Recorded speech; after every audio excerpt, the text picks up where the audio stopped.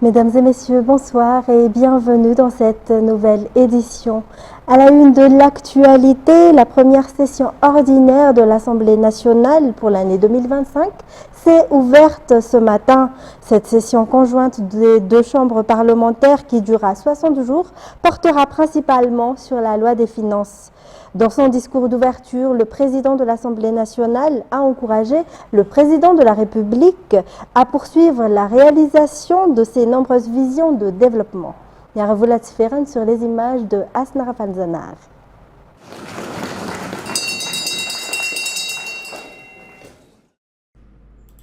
Seuls ceux qui avancent peuvent trébucher, a déclaré le président de l'Assemblée nationale, Toukil Justin, ce jour, lors de la cérémonie d'ouverture de la première session ordinaire du Parlement pour l'année 2025.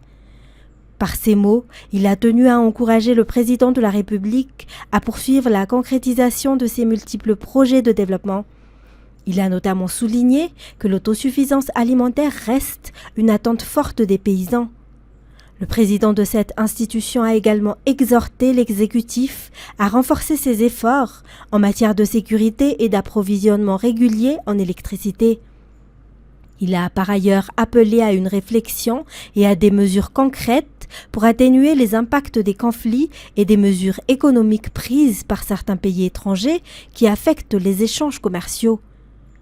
Le président de l'Assemblée nationale a adressé ses félicitations et ses remerciements au chef de l'État et au gouvernement pour la réussite du 5e sommet de l'océan Indien tenu à Antananarivo le 24 avril 2025.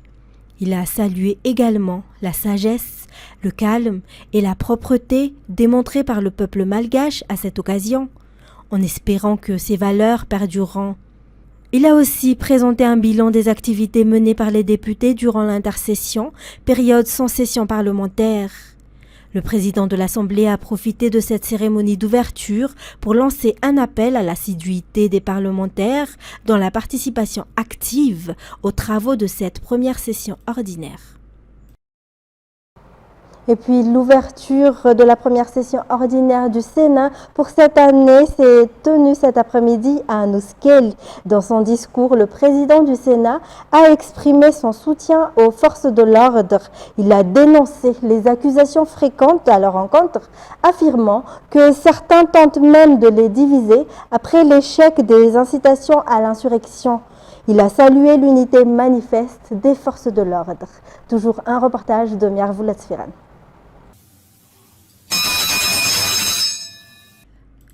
Malgré les tentatives d'obstruction, les manœuvres de déstabilisation, les menaces et actes de terrorisme fomentés par certains individus, le 5e sommet de la Commission de l'océan Indien s'est déroulé comme prévu le 24 avril dernier à Madagascar.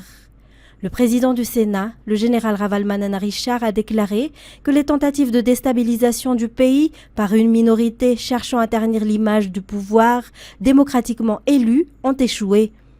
Le président du Sénat a tenu à adresser une reconnaissance particulière à l'OMC et aux forces de l'ordre pour leur professionnalisme. Malgré les incitations à l'insurrection et les tentatives de division, les forces de l'ordre ont fait preuve d'une solidarité constante, a-t-il affirmé, remerciant ainsi l'armée, la police et la gendarmerie. Le président du Sénat a également souligné dans son discours qu'en dépit de l'absence de session parlementaire, les sénateurs ont continué à travailler. Parmi leurs principales actions figure l'organisation des cérémonies d'investiture des nouveaux maires que le Sénat accompagne dans le cadre de la décentralisation. Il a toutefois dénoncé le fait que certains sénateurs aient été écartés ou marginalisés lors de ces cérémonies, soit dans le protocole, soit dans l'organisation des prises de parole. Il a lancé un appel pour que de telles situations ne se reproduisent plus. Parmi les missions importantes menées hors session figure également la participation du Sénat à diverses rencontres internationales dans le cadre de la diplomatie parlementaire. Concernant la session ordinaire ouverte ce jour et qui durera 60 jours, une réunion du bureau permanent est prévue dès demain matin, suivie d'une réunion des présidents des commissions du Sénat. Diplomatie à présent, Madagascar devra envisager d'autres options si le taux de 47% annoncé par le président américain Donald Trump venait à s'appliquer. L'Union européenne, elle, continue d'ouvrir ses portes à Madagascar et aucun droit de douane n'est appliqué à nos produits exportés vers ces pays membres, a rappelé son ambassadeur Roland Kobia lors de sa visite au ministre des Mines aujourd'hui à Mpanjinumbi. Les détails. L'Union européenne est le premier partenaire commercial de Madagascar, avec 30% des exportations malgaches dirigées vers les pays membres, contre seulement 15% vers les États-Unis. L'ambassadeur de l'Union européenne a réaffirmé que ces pays membres restent toujours ouverts à Madagascar et que de nombreux produits exportés bénéficient d'une exonération totale de droits de douane. Je crois qu'il y a déjà une base solide, prévisible, un cadre juridique très stable pour augmenter notre commerce bilatéral et qui est disponible pour Madagascar. Madagascar peut l'utiliser beaucoup plus que ce n'est le cas pour le moment. Je rappelle que dans le cadre de notre relation commerciale, il y a 0% de droits de douane pour vos exportations vers l'Union européenne et aucune restriction quantitative. Donc vous pouvez exporter autant que vous voulez. Tout ça sur environ 9 000 lignes budgétaires. Et puis j'ai eu la chance d'avoir une conversation avec le ministre qui est extrêmement calé sur ces matières et qui m'a un peu expliqué le secteur minier à Madagascar, avec un potentiel évidemment énorme pour le développement du pays. L'ambassadeur est venu rendre visite au ministre des Mines, Rakutumalala Irnjani Olivier, au cours de laquelle ils ont discuté ensemble du secteur minier ainsi que d'autres domaines potentiels de coopération. Tous deux ont également réaffirmé leur engagement de consolider et d'approfondir les liens bilatéraux entre les deux parties pour contribuer à la croissance économique et au développement. Il est à noter que le marché européen regroupe 450 millions de consommateurs. Dans un tout autre sujet, le secteur privé collabore avec l'exécutif pour améliorer le système de production, a annoncé la secrétaire d'État chargée de la souveraineté alimentaire hier. Elle a également annoncé que les zones d'implantation sont déjà identifiées et leur financement est inscrit dans la loi des finances 2025. Le soutien aux agriculteurs reste une priorité pour le président de la République et les efforts se poursuivent, a-t-elle rajouté. Indonène Martina Sech Anjanab. Le seul moyen de vaincre la pauvreté, c'est la transformation agricole ou l'amélioration du système de production, a déclaré le président de la République Andry Rajoelina lors de l'émission en direct depuis Yavlu dimanche soir. Le gouvernement dispose des solutions concrètes et efficaces pour y parvenir, notamment à travers divers projets tels que le soutien aux agriculteurs par la distribution de semences de qualité et à haut rendement, l'utilisation d'outils agricoles modernes, l'importation de plus de 500 tracteurs et la construction d'usines de transformation d'engrais dans les zones clés de Madagascar. Le secteur privé est également un levier important pour l'autosuffisance alimentaire, selon les propos de la secrétaire d'État lors de sa visite des entreprises de production d'aliments pour bétail, d'élevage de volailles et de transformation et distribution de lait à Nousial hier. La descente sur terrain vise à appliquer rapidement les projets issus du sommet de la COI ainsi que les directives du président de la République à la suite de son discours. Le gouvernement malgache se positionne clairement comme un facilitateur et un catalyseur pour le secteur privé et les investisseurs. En matière de production, les lois sur les coopératives et les systèmes de production collectifs sont mobilisés. L'objectif est d'augmenter le rendement agricole et de permettre l'accès au marché de la région de l'océan Indien, selon les explications. Ce groupe d'entreprises, originaire de l'île Maurice, approvisionne déjà les Comores. Toujours dans ce contexte, le mauvais état des routes en milieu rural constitue un obstacle majeur au développement des activités agricoles, notamment en ce qui concerne les transports des productions. Désormais, les centaines de paysans de la commune rurale d'Ambil, dans le district de Manakar, ne rencontrent plus ce problème. Une route de 2 km utilisée pour l'évacuation des récoltes a été aménagée dans les normes avec une technologie résistante à la pluie. Cette infrastructure a été remise aux paysans par le ministre de l'Agriculture et de l'Élevage qui a réaffirmé le soutien de l'État aux agriculteurs. Toujours un reportage de Andoniana Martina et de Sech Anjanab. Une route de 2 km reliant deux communes, Marfari et Ambil, à partir de la RN12 dans la région de Fitouvnagne à Manakar, est achevée. Auparavant, il fallait 2 heures pour parcourir ce trajet à pied et même les charrettes ne pouvaient y circuler selon les témoignages des paysans. Ce problème est aujourd'hui résolu et les paysans d'Ambil s'en réjouissent. Une infrastructure durable et résistante à la pluie a été mise en place en utilisant la technologie dite Géocell. Cette réalisation s'inscrit dans la priorité accordée par le gouvernement au secteur agricole et de l'élevage pour atteindre l'autosuffisance alimentaire, comme l'a expliqué le ministre Sergio Azarsan.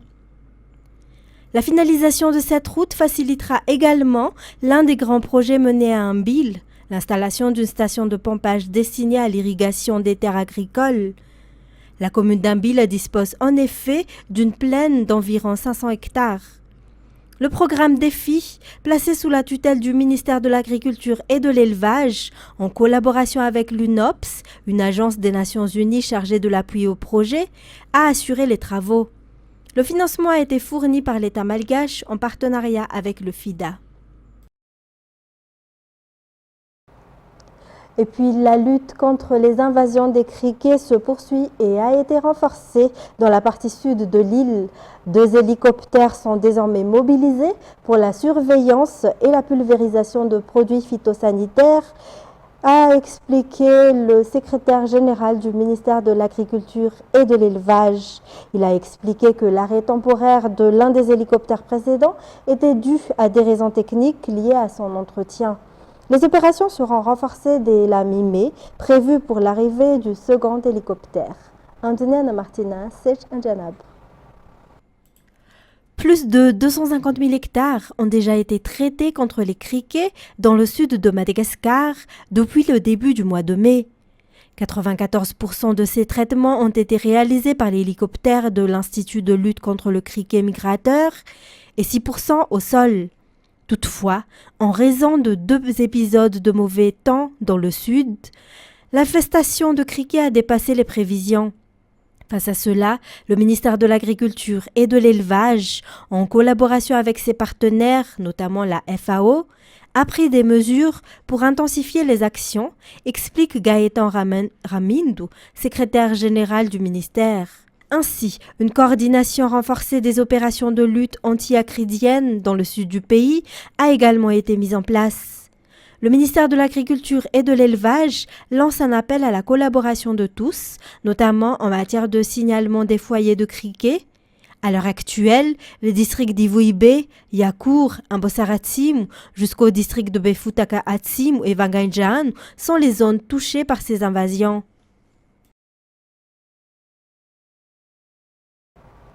Dans la page culturelle, le premier festival culturel et artistique pour la paix mondiale s'est tenu aujourd'hui au temple Sizu d'Anjanveln. Les enseignements de la paix et du partage y étaient au centre des discours. Le prix Ami de la Lombardie a également été décerné par le secrétaire du Conseil régional de Lombardie-Italie pour Maître Wool, le maître des lieux. Fadjessena Mireille, Yves Janel.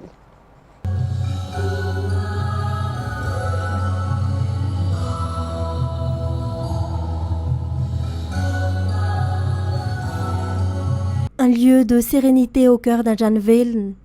Le temple Sizu, fondé en 2019, a accueilli un événement inédit, la première édition du Festival culturel et artistique de la paix mondiale ce jour. Un moment fort à l'occasion de la naissance de Bouddha pour rappeler l'importance de la paix intérieure, fondement d'un monde plus harmonieux.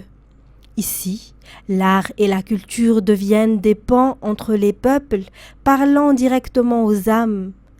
Le peuple malagasy et le peuple chinois partagent une longue amitié, enrichie par des liens culturels, économiques et sociaux. Ce festival renforce encore cette complicité autour de valeurs communes. Le Sizu n'est pas seulement un lieu de culte, c'est aussi un centre de rayonnement culturel sous la direction éclairée du maître qui transmet la culture bouddhiste et le dialogue interreligieux et interculturel. Ce temps de recueillement invite à la réflexion, pardonner, aider ceux qui sont dans le besoin, faire preuve d'altruisme, autant de gestes simples qui nous rapprochent de la paix intérieure. Au célébrant la naissance du Bouddha, nous affirmons notre engagement à promouvoir la paix intérieure et la paix entre le peuple. Car c'est d'abord, non seulement l'amour, la tolérance et la bienveillance dans nos cœurs que nous pouvons espérer voir fleurir une paix durable dans le monde.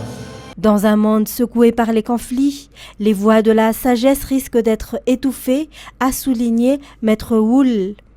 Mais ici, à Anjanvillen, elles résonnent avec force pour apaiser la haine et faire triompher l'amour du prochain. Parce que le prix d'Estin, il a choisi Madagascar, mais c'est surtout aussi, il a constaté le peuple malgache, c'est une nation très pacifique et c'est très inclusif. C'est grâce à ce genre d'inclusivité que le bouddhisme, certes, il y a aussi le terrain pour le bouddhisme, pour la croyance ici. Donc il a choisi Madagascar comme une destination pour sa propagande.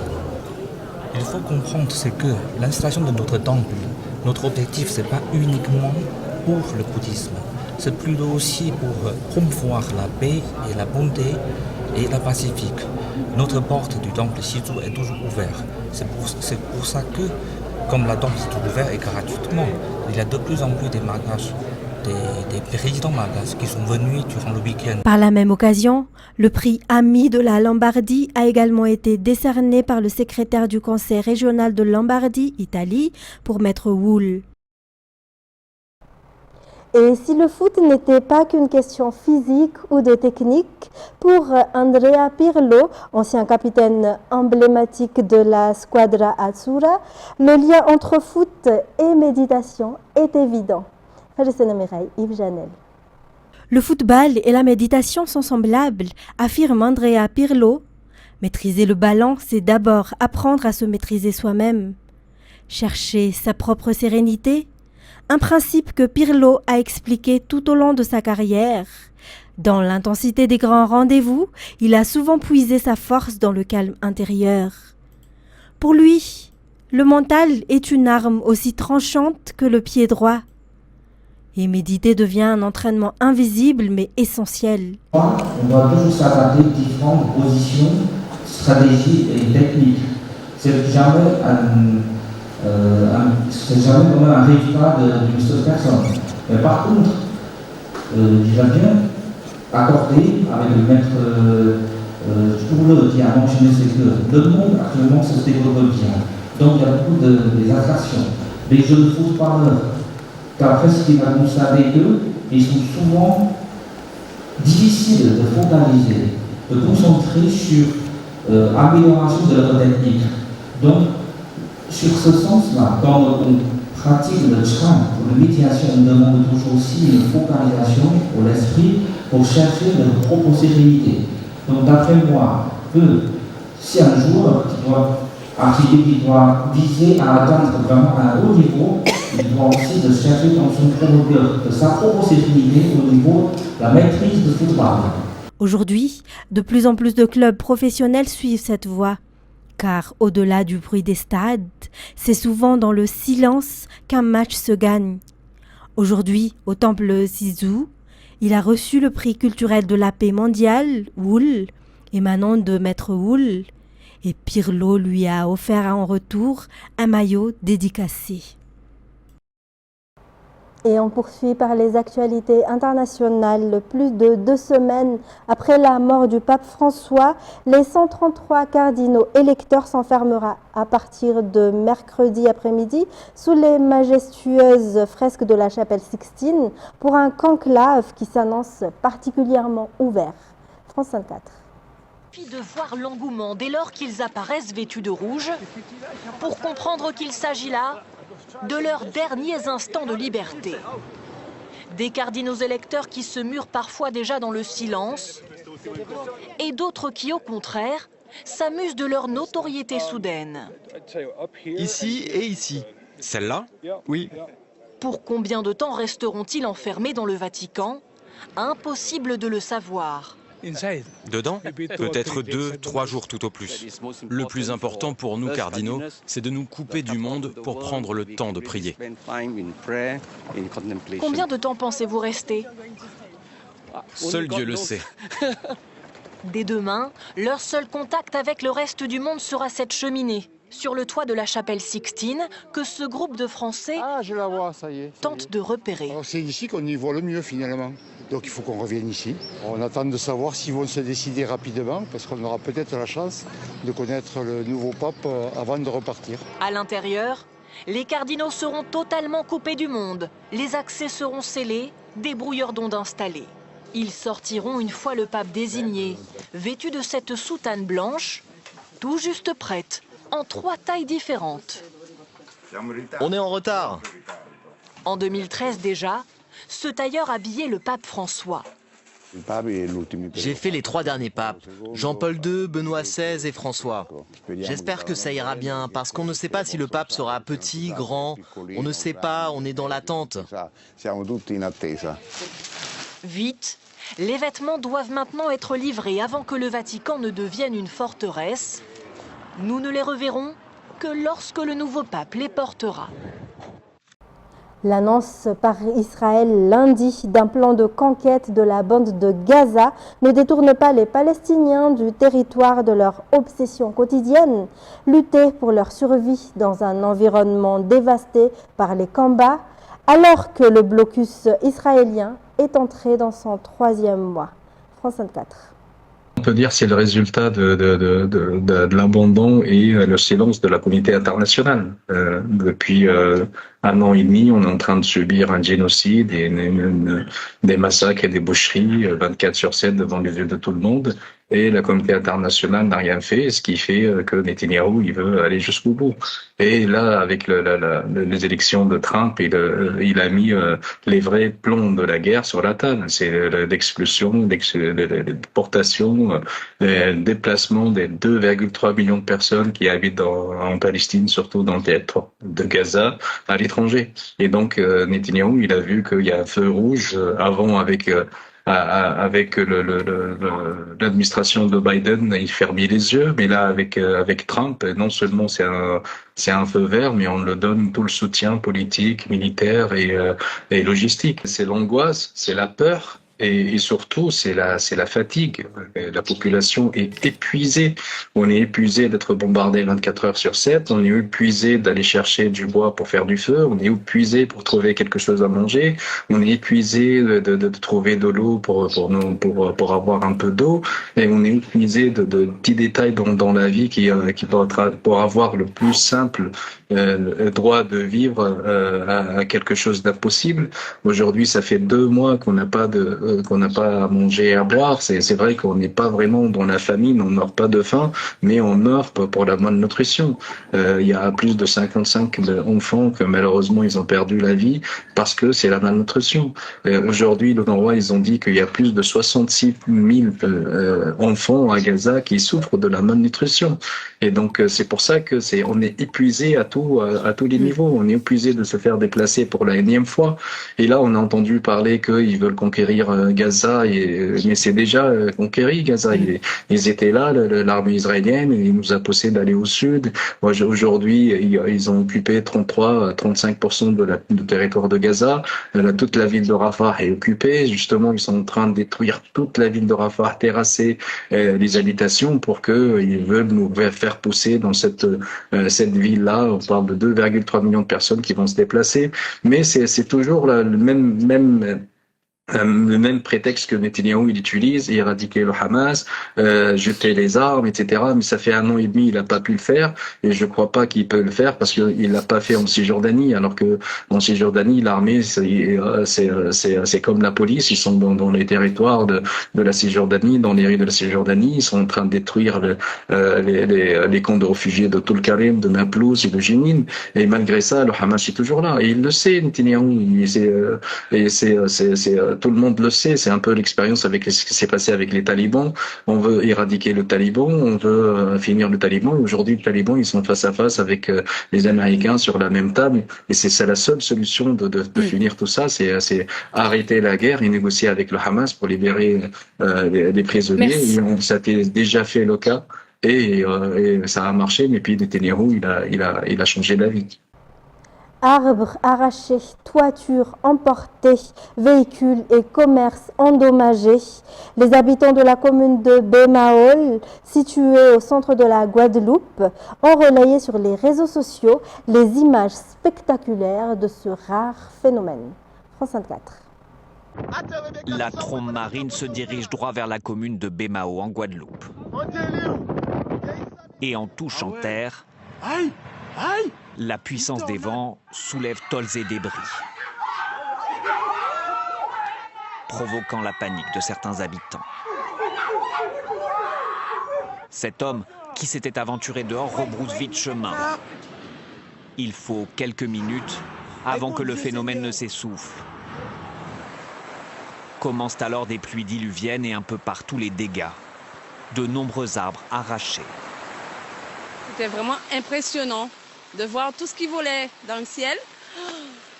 J'ai jamais vu ça de ma vie. Nous ne sommes pas habitués à ce type d'événement. Généralement, on voit ça à la télé avec les États-Unis. Ici, un homme a à peine eu le temps de s'échapper de sa voiture avant qu'un morceau de bois ne la transperce à l'endroit où il était assis. Les dégâts sont importants. Plusieurs bâtiments sont endommagés.